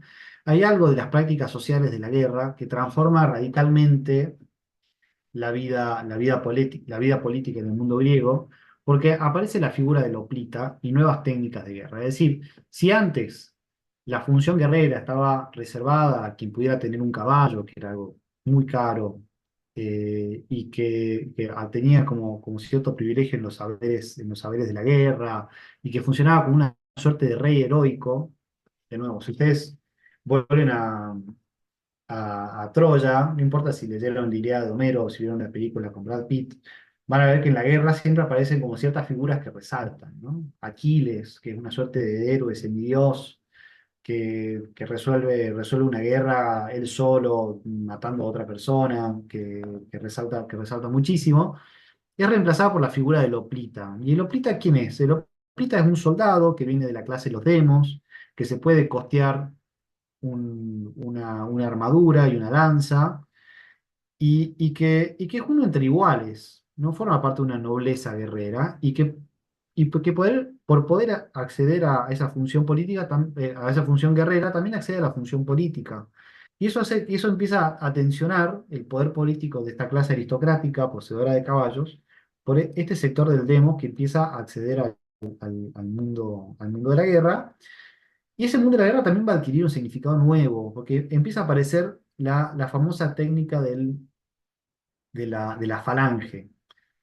¿Qué es la técnica de la falange? Bueno, no sé si vieron la película 300, pero ahí está muy bien descrita, ¿no? En ese caso vemos 300 guerreros espartanos peleando contra los persas, y esos 300 guerreros espartanos matan, no sé, 10.000 persas, ponele. ¿Cómo lo logran? Bueno, por esta tecnología muy específica que tiene que ver con el orden de los individuos. Nadie tiene que salirse de la falange, nadie tiene que salirse de la formación militar. Ahí todos son iguales, todos son intercambiables. Y esto permite la abstracción de la idea de que todos los individuos son intercambiables. Ya se empiezan a despojar de sus características específicas, heroicas, excepcionales, y empieza a aparecer la idea de que un guerrero no tiene que resaltar en la formación política, tiene que ser igual al otro, tiene que ser una figura intercambiable, es una posición dentro de la falange. Y lo importante de la falange es que sea una estructura cerrada de escudos con lanzas, que se abre para atacar y se cierra para resistir el ataque. Y que siempre que avance ordenada, funciona como una suerte de fortaleza inexpugnable. Esta idea de que los individuos son intercambiables y que no tienen que separarse, no tienen que salir de la falange, habla también de un proceso de abstracción de las características concretas. Los individuos ya no valen por sus características concretas, si son fuertes, si son heroicos, si son valerosos, sino en la medida en que se pueden someter a una función más general, ocupar su función en la falange, cerrarse para defenderse y abrirse para atacar. El trazado urbano también va a mostrar un poco este cambio de concepción del mundo, porque eh, ya no va a aparecer una ciudad organizada en torno al palacio. De hecho, Atenas, que alguna vez había exhibido las características de este mundo micénico, reemplaza el lugar donde estaba el palacio por la Acrópolis. ¿Y la Acrópolis qué es? ¿No? Como si ustedes tienen una imagen de Grecia, todo el mundo sabe lo que es la Acrópolis. La Acrópolis está acá en la cima de la ciudad, y es donde está un espacio de culto público. Todo el mundo puede ir a la Acrópolis a rendir culto a los dioses, porque la función del culto ya no es algo reservado a una clase dominante que mantiene eso en secreto. Lo que aparecen son los templos públicos, porque la religión se vuelve un objeto de función pública, ya no es un secreto. Las viviendas empiezan a albergar también dentro de sus murallas al demos, y ya no está en el centro de la ciudad el palacio, sino el ágora. ¿Y qué es el ágora? Es la plaza donde todos se juntan a discutir y a dirimir las diferencias políticas.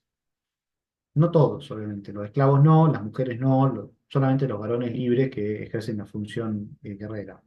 Pero lo que quiere decir esto es, se amplía la base social de la participación política, lo cual abre el problema de quién mantiene el poder y expone el problema del poder ya no a la función mágica de un ANAC, sino a ver quién da el mejor argumento, quién utiliza mejor la palabra. Y esto hace que la reflexión teórica acerca del uso de la palabra también adquiera alto nivel de abstracción. Entonces, ¿qué queremos decir con esto? Las prácticas sociales en el mundo griego, a partir del siglo VII, van produciendo un movimiento generalizado de abstracción. ¿Qué quiere decir con esto? La palabra ya no es la palabra de una persona concreta, sino la palabra en general. Y aparece una reflexión acerca del uso del discurso en general, más allá de quién lo diga. Lo importante son las formas de veridicción y de verosimilitud. Cómo decir lo verdadero y cómo decir lo plausible. ¿Para qué? Para participar en un mundo donde todos tienen igual poder político. De nuevo, un proceso de abstracción. Ya el poder no aparece vinculado con una persona específica, sino con quienes ocupan el lugar de ciudadano. Y ciudadano es cualquiera que tenga esta función, eh, que pueda cumplir esa función militar y que sea libre. Eh,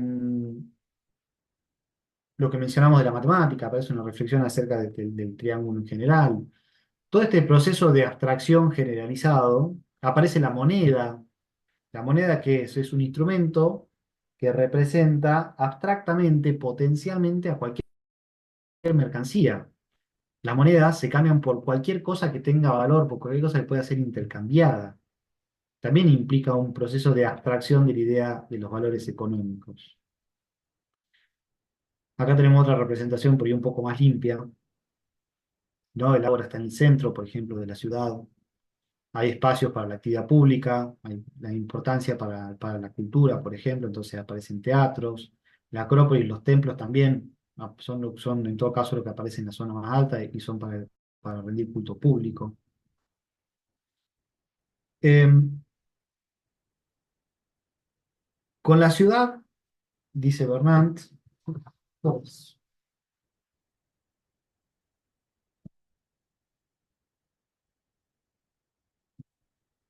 con la ciudad, el orden político se ha desligado de la organización cósmica. Aparece como una institución humana que constituye el objeto de una búsqueda inquieta, de una discusión apasionada. En este debate, que no es solamente teórico, sino que se afronta la violencia de grupos de enemigos, la filosofía naciente interviene como teniendo cualidades para ello. La sabiduría del filósofo lo presenta como el más indicado para proponer los remedios a la inquietud que ha provocado los comienzos de una economía mercantil. Se espera que de él que defina el nuevo equilibrio político apto para encontrar de nuevo la armonía perdida, para restablecer la unidad y la estabilidad sociales, atendiendo a la proporción entre los elementos cuyo enfrentamiento destroza la ciudad. Es decir, ¿cuál sería la hipótesis fuerte de Bernat en este caso? Contra la idea de Burnett de que el pensamiento se engendra a sí mismo, que es una suerte eh, de milagro, la filosofía surgiría como el producto de un vacío de poder importante que acontece como un efecto de la desaparición de ese mundo micénico, de esa estructura palatina organizada en torno a la figura del Anax, que va a dar lugar a una ampliación de la base social de la vida política y con ello una disputa y un problema, una discusión acerca del orden social que tiene que dominar la vida.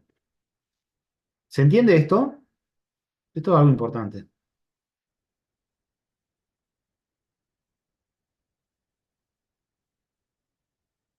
Sí, profe.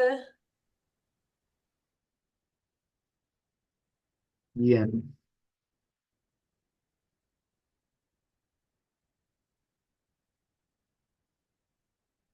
Los sabios también están como muy cerca de esta función, de la función de legislación y del nuevo lugar que va a ocupar la ley. Las primeras formas de legislación, a los primeros ensayos de constitución política, Grecia asocia el nombre de sus sabios.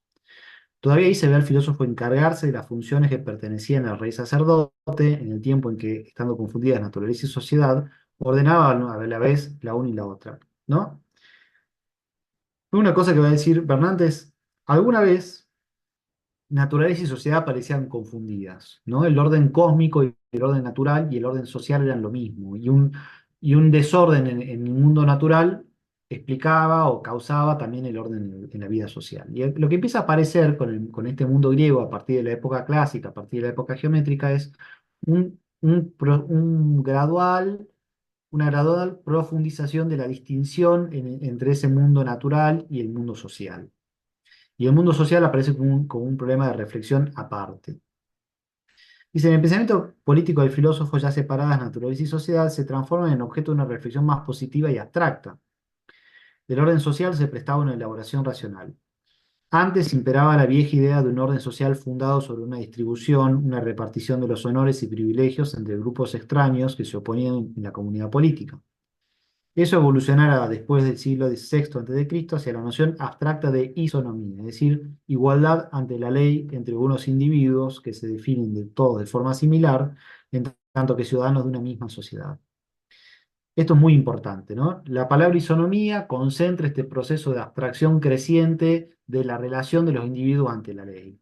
Ya la ley no aparece vinculada con un individuo concreto que la dice, ni una aplicación concreta a un caso específico, sino como regla general que se aplica a todos los casos y a todas las personas por igual.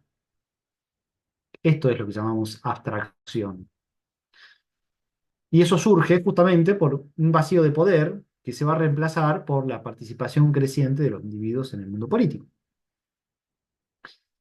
La isonomía es esa igualdad ante la ley, que es la expresión de ese proceso de abstracción creciente.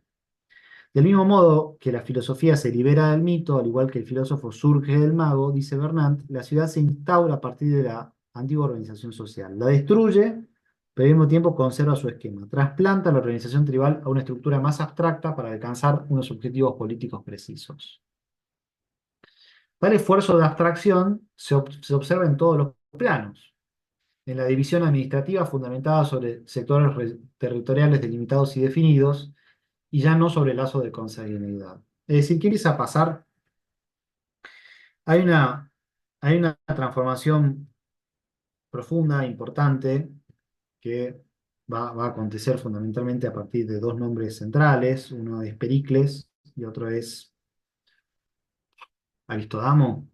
Ahí tengo que buscarlo, me olvidé el nombre. Eh,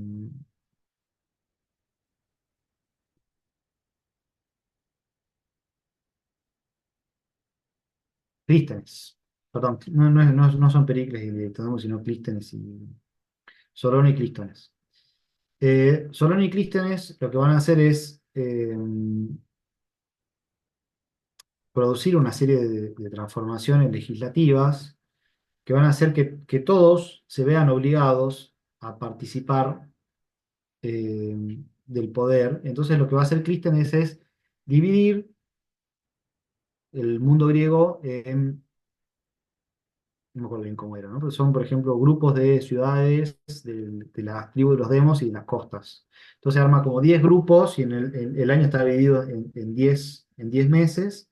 Y entonces a cada grupo se tienen que mezclar gente de diferentes clases sociales y cada grupo les toca por sorteo ir ocupando diferentes funciones legislativas, administrativas y de poder y van rotando. Y eso se hace por sorteo. Es decir, haciendo abstracción de sus características particulares, haciendo abstracción de los rasgos de los lazos de consanguineidad, los individuos aparecen como iguales e intercambiables entre sí, por eso todos pueden ocupar un lugar en las funciones de poder en el mundo de las responsabilidades políticas.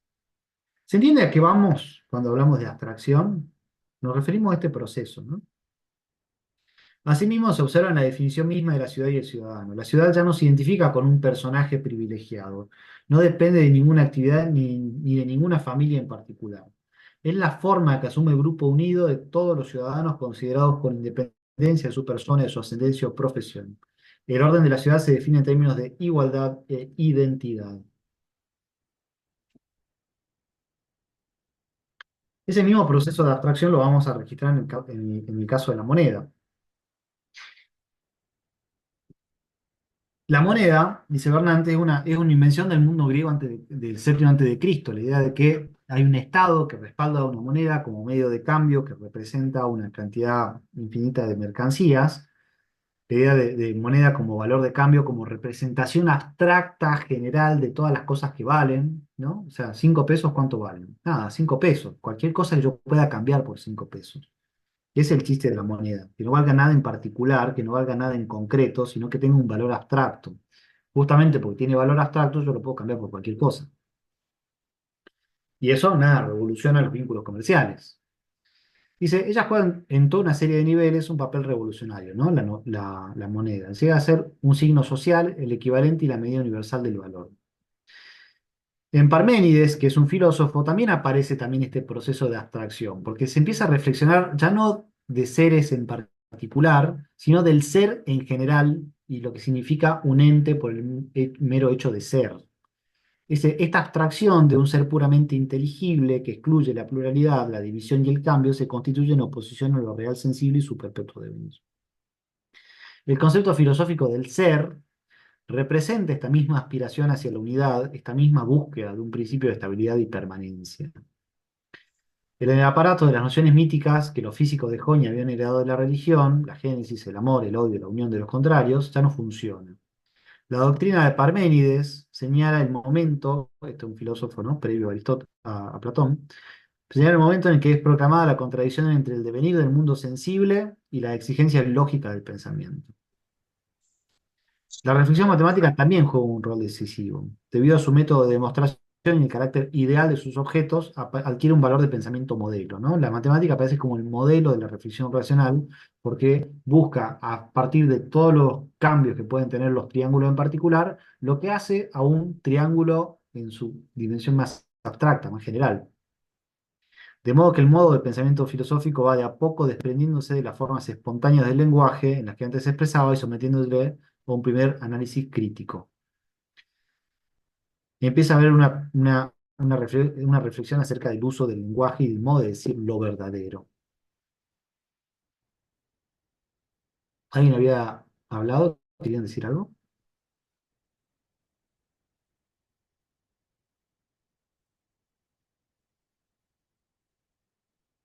Bueno, bajo esta forma categórica, el nuevo principio que preside el pensamiento racional consagra la ruptura con la antigua lógica del mito. Pero al mismo tiempo, esta forma de pensamiento se encuentra escindida como un hacha, afirma Bernard, de la realidad física. La razón no puede tener otro objeto que el ser, inmutable e idéntico.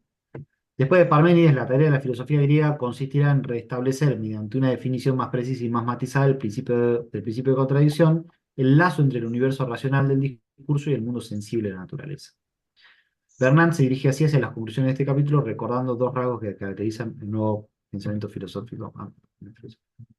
Casi no. Em,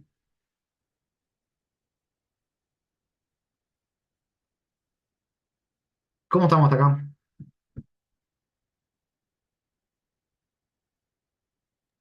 Bien, profe. Bien. ¿Alguna duda, consulta?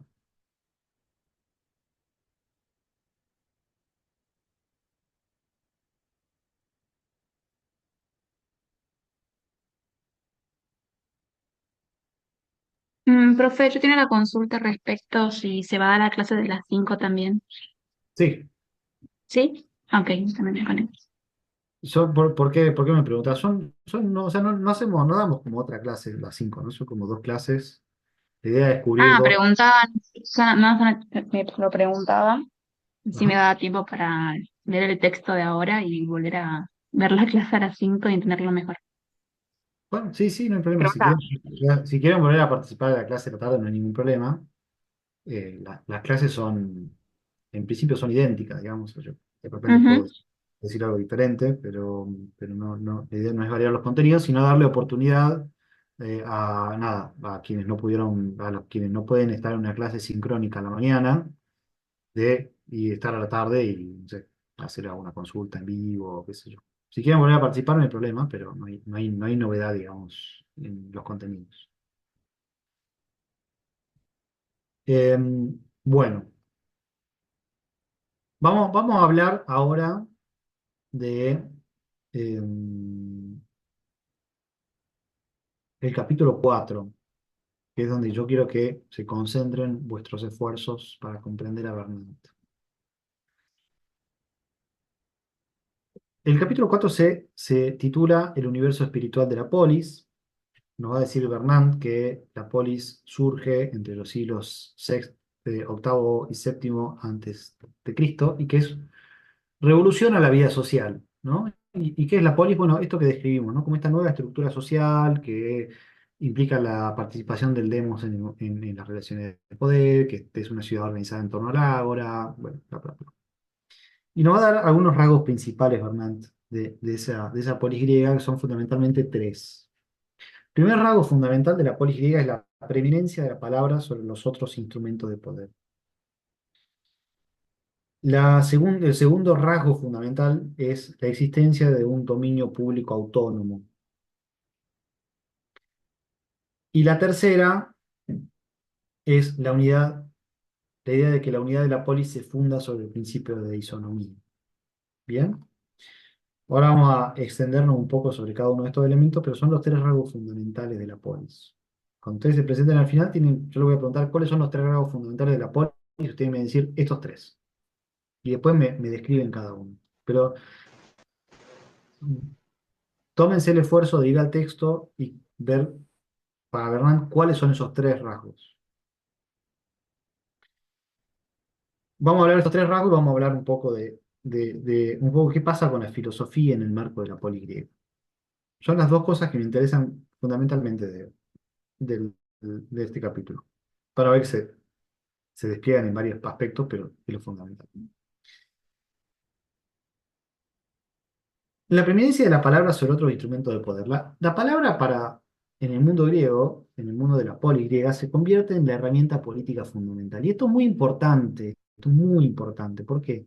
Porque fundamenta algo que venimos diciendo con Althusser. Porque al final de cuentas, recuerden, estamos tratando de probar de que la definición que dimos de filosofía como lucha de clase en la teoría es adecuada. Y Bernard va a decir que lo que pasa con la religión es que se seculariza, se separa de la función ritual religiosa que estaba en la boca del rey mago que decía el arjé. El arjé es la palabra griega para hablar del principio de todo lo que existe. Ya decir la verdad, decir lo verdadero, describir el orden del mundo, ya no es un privilegio del Anax como un individuo que concentra las relaciones de poder y ciertas funciones mágicas, sino que hay una relación íntima entre logos y política. Hay una relación íntima entre logos y política. El logos, recordemos, es la idea del discurso racional, científico, y la política son las relaciones de poder. Va a decir Bernard que el logos adquiere conciencia de sí mismo, de su eficacia y de sus reglas en el debate político. ¿Por qué? Porque ahora que todos acceden al poder político, es muy importante poder dar razones de por qué tomar un lugar o no, u otro. Recuerden lo que habíamos dicho de los sofistas, ¿no? Aparece una clase específica de individuos que enseñan a usar la palabra, porque la palabra se vuelve el lugar donde se construye el poder. Y las reglas del decir bien, del decir de manera convincente, se vuelven objeto de una reflexión teórica. El arte político es esencialmente un arte del ejercicio del lenguaje. Saber participar en política es saber ser convincente, es decir, y saber decir lo verdadero. La veredicción, decir lo verdadero, y la verosimilitud, convencer al auditorio. El logos adquiere conciencia de sí mismo, de su eficacia y de su regla a través de la política, y la política se fundamenta en el logos. Hay una relación íntima entre la filosofía y las relaciones de poder. Entonces ese es el primer rasgo, la preeminencia de la palabra sobre otros instrumentos de poder. Se vuelve el instrumento de poder fundamental. No el único, pero el fundamental. Segundo rasgo central de la polis, la existencia de un dominio público autónomo. Antes, según mencionamos, en este mundo, en ese mundo micénico, y por eso es importante toda esta introducción que hicimos acerca de la escritura palatina, antes de definir el mundo de la polis, porque lo tenemos que contraponer a eso que lo precede. La religión, la escritura, eh, aparecen, el CDE aparece como vinculadas como si, con cierto secretismo, digamos, ¿no? No cualquiera accede a las esculturas, a los objetos religiosos que le permiten pedir a algún dios. Esto aparece muy asociado a ciertas familias específicas que se jactan de tener el favor de un dios o de otro. El,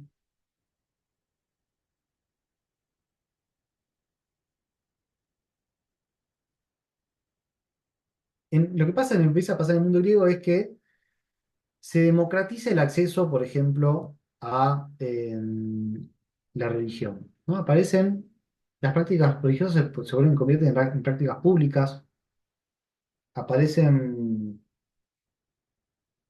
templos que son de acceso para todo el mundo, aparecen figuras de dioses que están en el espacio público. La ley también ya no tiene que ver con el decir privado de un individuo, sino que se escribe, se redactan, se escriben,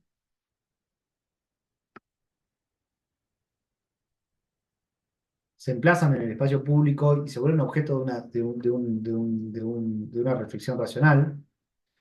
La escritura también se democratiza, forma parte de un saber público, eso está muy vinculado con lo anterior. La centralidad de la palabra tiene que ver con la distribución también del saber de la escritura, y eso está posibilitado por lo que mencionamos antes, el alfabeto fonemático. Aparece una revolución tecnológica, se describe una nueva manera de escribir que hace que sea accesible para todo el mundo, que ya no dependa de una clase de escribas muy cerrada, que cualquiera lo puede entender, y se democratiza esta función de la escritura y hace que cualquiera pueda escribir y entonces también ofrecer a la mirada pública lo que dice. Ya no depende de que alguien lo escuche en ese momento en particular, sino que se puede escribir lo que se dice.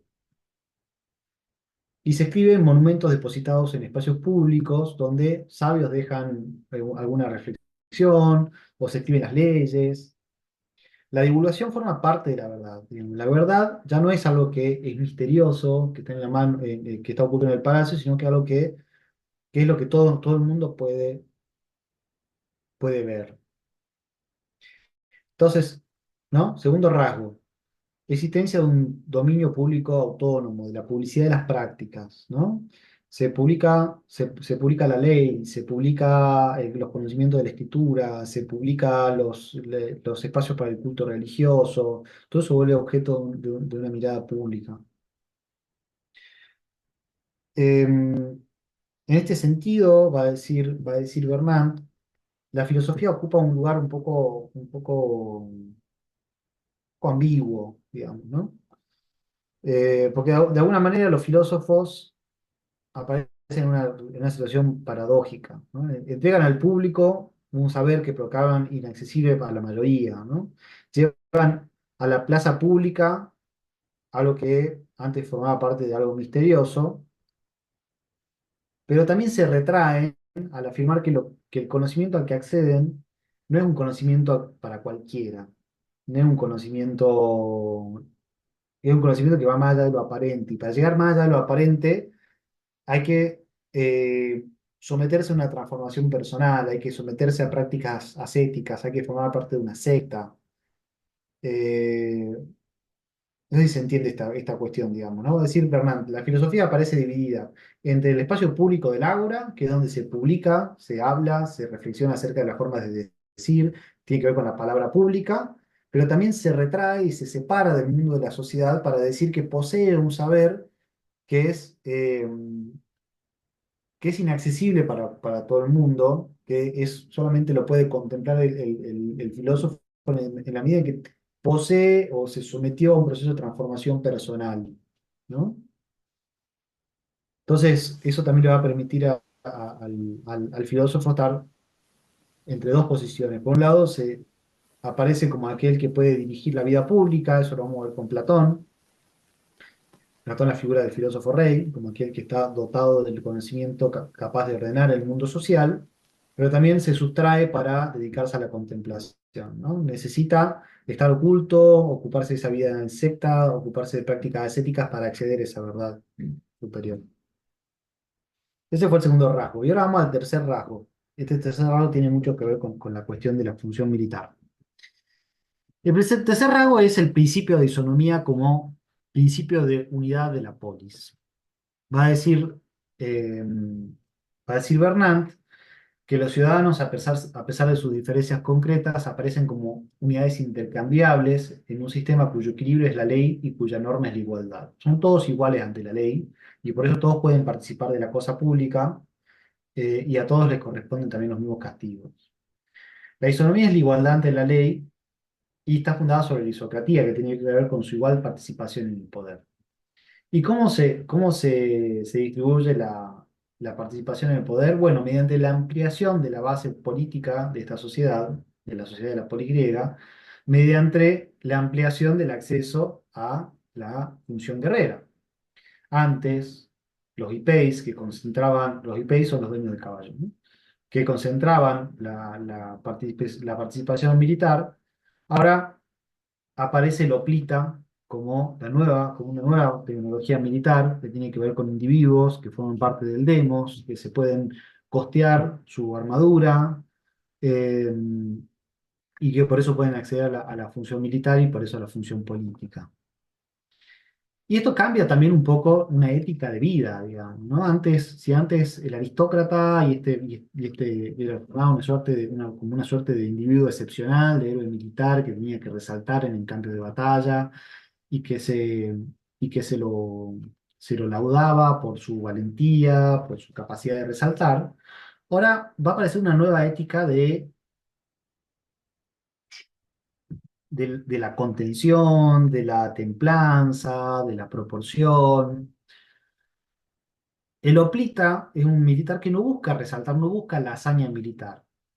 La falange, que es la estructura militar que habíamos visto que tiene que ver con las formaciones cerradas, de alguna manera representa en el ámbito militar lo mismo que el ciudadano en la ciudad, ¿no? El ciudadano, para ser intercambiable y para parecer como igual a otros, no tiene que mostrar ni exceso de riquezas, ni tiene que ser nada excepcional, tiene que mantenerse dentro del ámbito de lo que el mundo griego llama la sofrosine, ¿no? Cierta templanza, cierta contención, cierta proporción en la manera de actuar, no ser demasiado rico, no mostrar demasiado para que no se resienta la diferencia social. Lo mismo que en el ámbito militar, el hoplita no tiene que salirse de su lugar, tiene que estar cohesionado con el grupo. Y de acá, y en esto se funda cierto tipo de unidad específica. Vamos a poner un ejemplo. En esa famosa representación de la batalla de las Termópilas, que es lo que está representado en la película 300, ¿no? Que son estos 300 guerreros, esos 300 guerreros espartanos, que dicho sea de paso, Esparta es una ciudad-estado muy diferente a la de Atenas, que medio que se caracteriza por algunas, también por este principio de isonomía, pero que no es una ciudad que desprecia como la reflexión teórica, la cultura, todo lo que caracteriza a Atenas como ciudad-estado. Son dos modelos muy diferentes. No obstante lo cual, en este punto podemos hacer una buena comparación, ¿no? El caso de Aristodamo es el siguiente, digamos, ¿no? Aristodamo es uno de los 300 guerreros de las Termópilas que aparecen ahí y es uno de los guerreros que vuelve. No me acuerdo porque si le lastiman un ojo o algo por el estilo le pasa. Entonces vuelve y no es laudado por su participación en la batalla, sino que es medio despreciado en el mundo de Esparta. Posteriormente va a participar de otra guerra muy importante, de nuevo contra los persas, y Aristodamo va a tener una participación muy activa, muy heroica, va a demostrar gran valor. Y una vez que muere, porque los guerreros tienen que morir en batalla, lo entierran, pero no lo entierran con grandes honores. De hecho, lo entierran con mucha crítica, justamente porque no se esperaba que fuera un personaje, no tenía que resaltar. Si iba a la guerra con sus compañeros, tenía que morir con todos sus compañeros. Y si iba a la guerra con otros, no tiene que resaltar, no tiene que ser heroico. El valor no es el, la, la falta de miedo, la falta de miedo ante la muerte, no es algo que se valore en ese mundo griego. Todo lo contrario, lo que se valora es la idea de individuos que son austeros, mesurados, circunspectos. Parece el concepto de ibris. Hibris es el exceso que aparece como algo, objeto de castigo, como objeto de crítica para los individuos de este mundo griego. Em,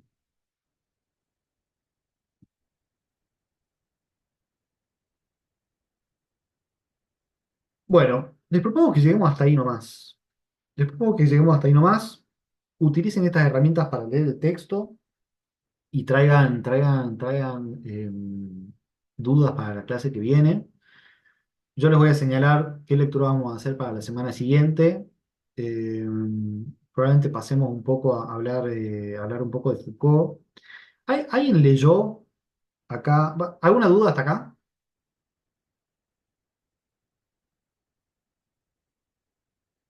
¿Ninguna duda? No, profe, todo bien. Bien. Profe, una pregunta, ¿cuál clase se graba, la de las 12 o la de las 17? ¿Cómo?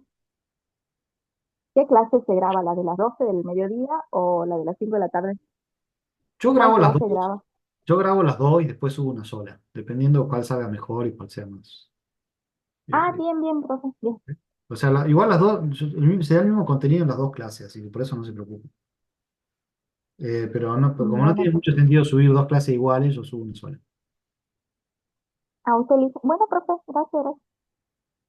Em, Me gustó mucho la clase, esta clase. bueno, me alegro.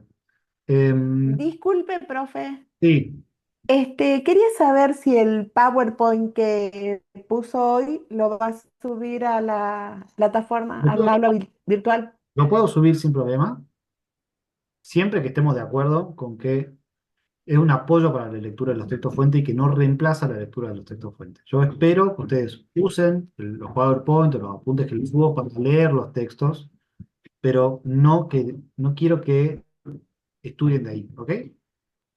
Sí, profe, por favor, súbalo. Ajá. Bien, Sí, profe, bien. ok. ¿Ustedes leyeron Edipo Rey de Sófocles? No, profe. ¿No lo leyeron en el secundario? ¿No formaba parte de su lectura obligatoria? No. No, profe. Bueno, tal vez le pida que lo lean. Tal vez le pida que lo lean. Yo creo que sí, profe, pero no. Pero creo que los trabajamos muy poco cuando estaba en la secundaria. Bueno. Les voy a pedir que a lo mejor que lean, es una obra literaria de Sófocles, que es un dramaturgo muy importante del mundo griego. Eh, no es demasiado larga eh, y como relativamente importante para... Profe, ¿puede escribir en los comentarios cómo se llama el texto, el libro? Profe, Igual, profe, igual les voy a confirmar después por mensaje. no, profe, yo lo leí en la obra y ahí no me quedó muy clara la ibris, porque de acuerdo a la poética aristotélica, la ibris era yo lo había visto como un pecado de soberbia, ¿no? Bueno, que Bueno, se... lo están entendiendo bien, digamos, ¿no? Como la hibris en el mundo griego es como ese exceso que tiene que ver con la soberbia, que tiene que ver con la desmesura, que tiene que ver con actuar de una manera desproporcionada y que Claro, está muy mal visto en el mundo griego. sí, sí. Bueno, eso se refleja en la obra de Edipo, ¿no? Con Edipo especialmente. Totalmente, totalmente. Y sobre eso vamos a trabajar. Sobre eso vamos a Ah, trabajar. bien, bien, profe. Dicho sea de paso, ustedes van a leer el texto de Bernanke y van a ver que el texto de Bernanke tiene muchas palabras griegas transliteradas, es decir, escritas con caracteres latinos, palabras del mundo griego. Por ejemplo, hibris, que ahora lo voy a escribir en el chat, se escribe así, y va a explicar en el texto de qué se trata, pero ustedes, si hay algo que no entienden o si tienen alguna duda, lo tienen que buscar en internet y usar este lenguaje técnico específico. Por ejemplo, cuando vengan cuando vayan al parcial o al final, tienen que saber lo que es la isonomía. No puede decir igualdad ante la ley. Tienen que usar isonomía como término técnico que representa la igualdad de los ciudadanos ante la ley. ¿Ok? ¿Se entiende eso? Sí, profe. Bien, buenísimo. Entonces estaría bueno ir armar un glosario, ¿no? Totalmente. La idea es que ustedes puedan armar un glosario propio y encuentren esos textos, esos términos fundamentales. Hoplita, IPACE, hibris, isonomía. Bueno, tengan ustedes un glosario propio y vayan armándolo en su lectura del texto para explicar esto. Bueno, la clase de hoy se trató de tratar de mostrar cómo podemos pensar que la filosofía surge del marco de la lucha de clases, es decir, esta lucha entre la aristocracia guerrera y el demo que empieza a acceder al poder, cómo surge de las prácticas concretas de la abstracción, de los procesos, de los cambios en las técnicas guerreras, en la aparición de un sistema del alfabeto fonemático, en la utilización de la moneda, en la forma en que se elabora la ley y el sistema del derecho. Todas esas son prácticas sociales que dan lugar a nuevas formas de abstracción y la filosofía parece como una reflexión acerca de todas esas abstracciones desde la perspectiva del orden social. Entonces la filosofía aparece como un discurso que ve más allá de lo aparente, algo esencial y que le da un conocimiento acerca de cómo ordenar el mundo, pero aparece dividida entre este espacio público de la disputa y la utilización por la palabra como una reflexión acerca del decir verdadero y del decir verosímil, y por otra parte como una práctica que se retira y contempla un mundo de esencias que está más allá de lo inmediatamente aparente. ¿Se entiende?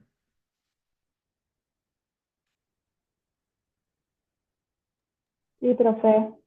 Profe, Buenísimo. surgimiento y origen ¿hay una distancia entre ambos o de la filosofía en este caso? Sí, no, digamos. qué sé yo, surgimiento. La palabra origen en general nosotros la vinculamos con cierto proceso de, eh, como lo vinculamos Religioso un poco puede ser. con el discurso religioso y la idea de que el origen representa el fin. Como yo lo estuve usando recién, son, bueno, como lo usa Bernat, no hay diferencia, digamos. El origen no lo usa en el sentido de una idea religiosa, sino origen como surgimiento a partir de las prácticas sociales. Profe, gracias. De nada. ¿No? Bueno, ¿hay más? Bueno, tengan buen fin de semana. Vayan a comer si no comieron, yo voy a hacer eso ahora. Y nos comunicamos por mensaje. Así que bueno, nada, vayan leyendo los textos, así nos encontramos. Chao, Bueno, chao. gracias, profe, Hasta hasta luego, luego. profe. Chao. Hasta luego, Hasta profe. luego, profe. Hasta luego, profe. Hasta luego. Hasta luego, profe. Hasta luego, profe.